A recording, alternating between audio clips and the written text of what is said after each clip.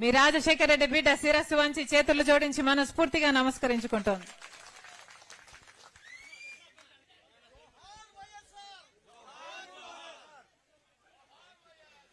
ఈరోజు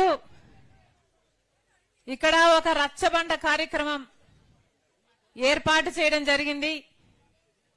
ఈ రచ్చబండ కార్యక్రమం కోసం మీరందరూ మీ పనులు మానుకొని సమయం చేసుకొని ఇక్కడికి వచ్చారు.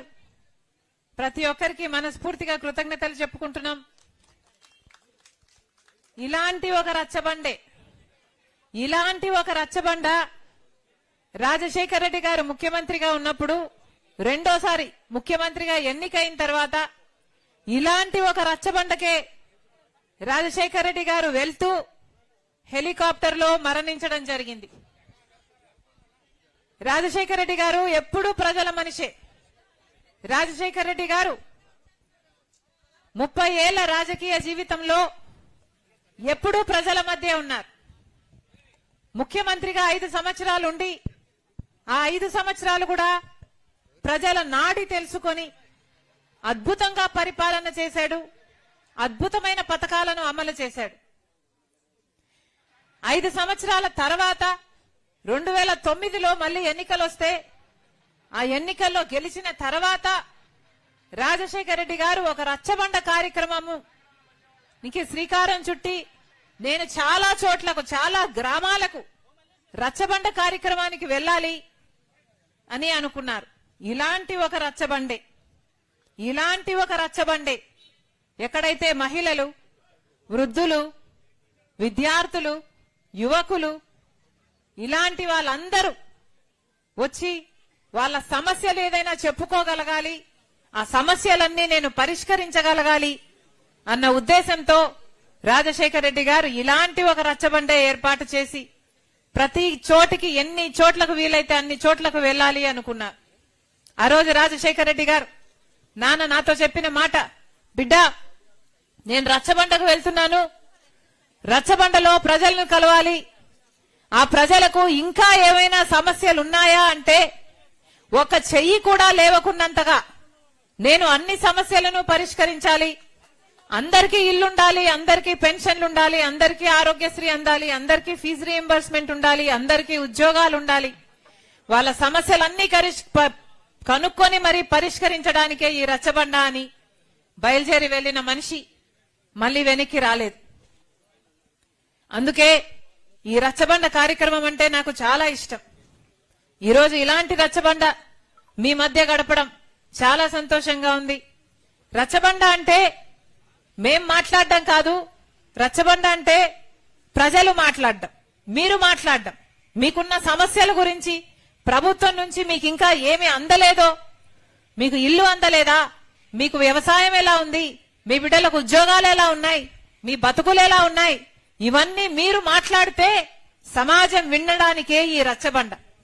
మీరు మాట్లాడకపోతే, ఈ మీడియా కవర్ చేయకపోతే సమాజానికి మీ కష్టం ఇది అని తెలియకపోతే అటు పాలక పక్షమైనా అటు ప్రతిపక్షమైనా మీ సమస్యల గురించి మాట్లాడరు, వాటిని పరిష్కరించరు. కాబట్టి ఈ రచ్చబండ అవసరం, మీరు మాట్లాడటం అవసరం. కనుక ఎవరెవరికి ఏ సమస్య ఉన్నా మీరు చేయెత్తండి, మైక్ మీ దగ్గరకు వస్తుంది. 2-3 నిమిషాల్లో కేవలం సమస్య గురించి మాట్లాడండి. తద్వారా ప్రపంచానికి మీ సమస్యలు తెలుస్తాయి, వాటి పరిష్కారం కూడా జరుగుతుంది. ఏమ్మా అర్థమైందా? మాట్లాడగలిగిన వాళ్ళు చేయెత్తాలి. రైతులైనా, మహిళలైనా, పెన్షన్లు రాని వారైనా, యువకులు ఉద్యోగాలు, వాళ్ళ చదువులు, ఇల్లు రాని వాళ్ళు, పట్టాలు రాని వాళ్ళు ఎవరైనా అమ్మా చేయెత్తండి, మీ దగ్గరికి మైక్ వస్తుంది.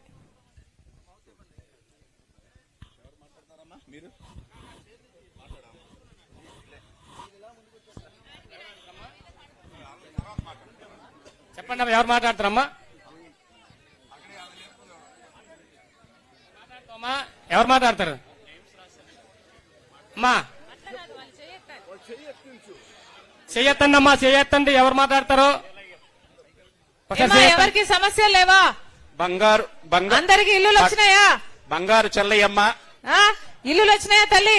బంగారు చెల్లెమ్మరమ్మ. అందరికి పెన్షన్లు వస్తున్నాయా? అందరికి ఉద్యోగాలు వచ్చినాయమ్మా బిడ్డలకు? ఏమంటే ఇక్కడ మాట్లాడతారట, ఒక్క నిమిషం మేడం.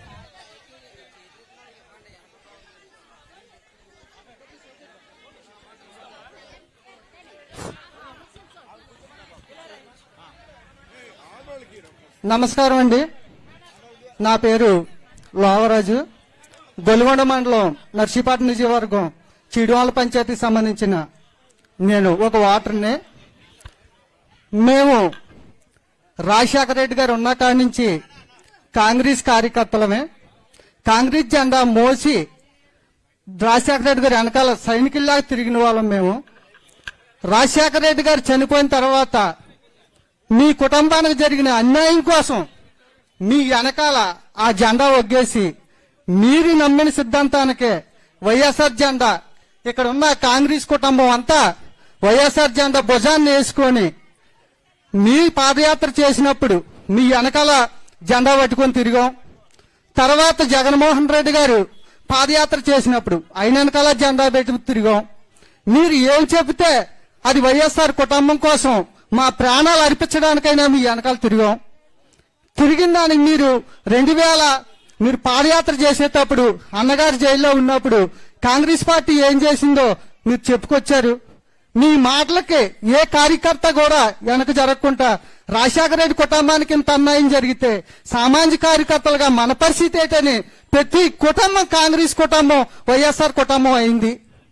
అప్పటి నుంచి ఆ జెండా మోస్తున్నాం, మీరు చెప్పిందే చేస్తున్నాం. జగన్మోహన్ రెడ్డి గారి పరిపాలనలో ప్రతి పేదవారు అందరూ సుభిక్షంగా ఉన్నారు.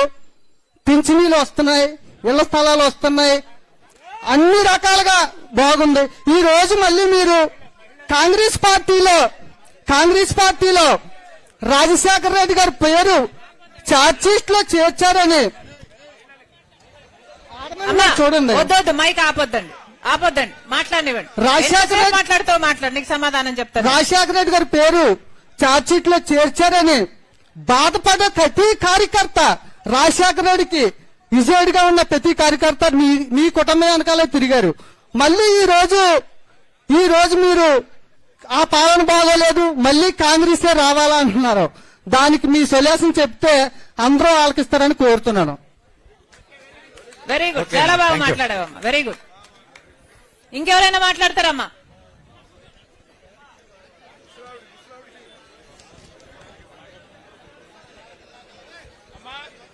హలో, మహిళలతో మాట మంతి కార్యక్రమంగా అమ్మా, ఎవరైనా మీ మనసులో ఉన్నది మాట్లాడొచ్చు. బండారు చెల్లయ్యమ్మ, నేనేమనుకోను, బండారు నేను చెల్లయ్యమ్మ, సమాధానం చెప్పగలను. ఎవరైనా మీ మనసులో ఉన్నది మాట్లాడండి. బండారు చెల్లయ్యమ్మ ఎక్కడున్నారమ్మా?